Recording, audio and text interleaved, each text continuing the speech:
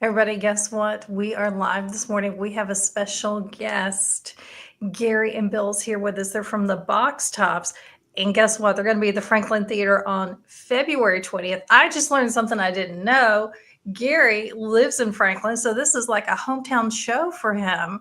How's it going this morning? Great. The weather's great. It's a beautiful day, and I call it hysterical downtown Franklin.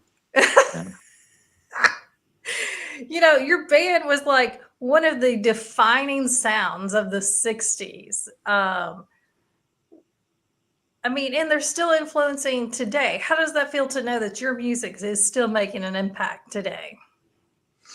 Well, it's great. I love it. Yeah. And it's one thing I should say for those who don't know us, we originally, all the original Boxtops, and that's including Gary and myself, were born in Memphis, Tennessee. So we're all Tennesseans. There you go. So not too far, not too far No, from Franklin. not too far. Yeah.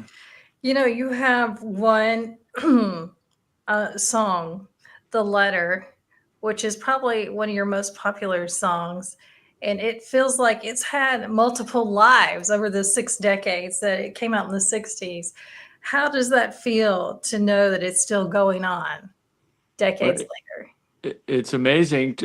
Sometimes I'll be sitting in a cinema and all of a sudden some movie will have it in the soundtrack that I didn't even know about, so it's just weird to hear it sometimes in the peculiar times. And of course, Joe Cocker did a version of it about a year later, Yeah. after about a year and a half, 3 years. something. He Yeah, did 2 years. I think 3 years later. His was in 70, and ours was Oh, okay. 67. All right. Wow. Wow. Yeah, and even on American Idol, there was a contestant on American Idol that sang that song. There you go. Yeah, I think twice, but I'm not sure. I know once recently, but there was another person who sang it a few years back. Yep, it has been at least a couple of times. Yeah. What does it feel like now when you perform that song? Knowing that I feel like some people when they hear the title, they're like, I don't know that song, but everybody knows that song. You've heard it. Yeah, well, "Give Me a Ticket for an Airplane" is what most people remember because that's the first line in the song. Yeah. But for me, it feels the same as always. And I I have people ask every once in a while. Gary's probably heard the same thing. You know, uh, how do you like playing that song, or what's your favorite song, or something to play? The Letter, because it's short, right? It's a minute and 58 seconds. Yeah, like if it's the last song and you really got to pee, it's like, oh no, I'm going to get off stage in time. So, you know, Yeah. And back before radio had digital controls and all this kind of stuff where you could fade out and you could do all these kind of fancy things other than just a volume knob.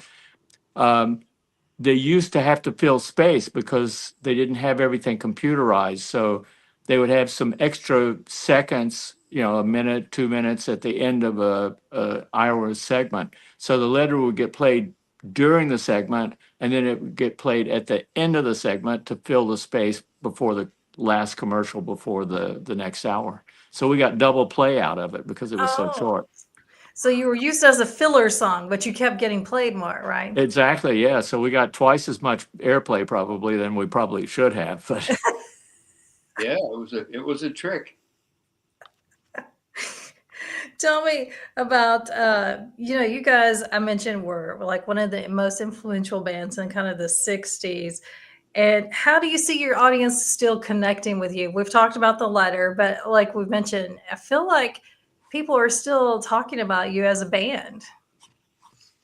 Well, I don't know, talking about us as a band as much as I know people still love the song. And when we play it live, you can see people singing along and they're smiling and clapping, and you're kind of taking them back to a happy time in their lives. So it's kind of, I think it's like therapy, sort of.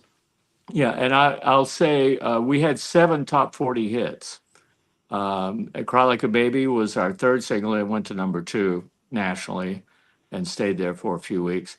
So it's like we sort of take people back to where they remember. Oh, you know, my husband and I kissed, you know, for the Yeah. first time.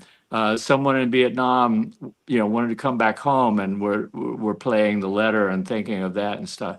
And Gary and I just think of the studio and work when we're here. Well, the show is next weekend. Tell us a little bit about what people can expect at the show. Obviously, it's going to bring up a lot of memories, a lot of fun times remembering these songs. Well, Yeah. we have a big Memphis theme on our show because that's where we're from. That's where we grew up and recorded. And all of the songs that we do of course, we do our hits and our other album cuts, but we do some other Memphis songs from people done by people we know, like Rufus Thomas and Sam and Dave, and those people who we knew, Booker T and the MGs.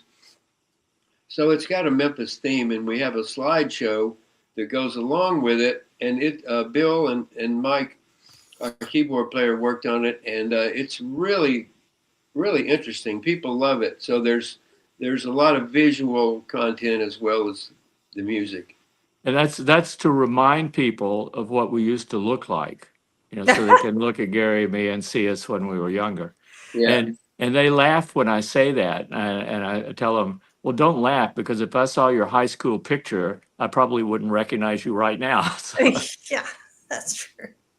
That's funny. Hey, it's been great to catch up with you guys next weekend, next Friday, February 20th.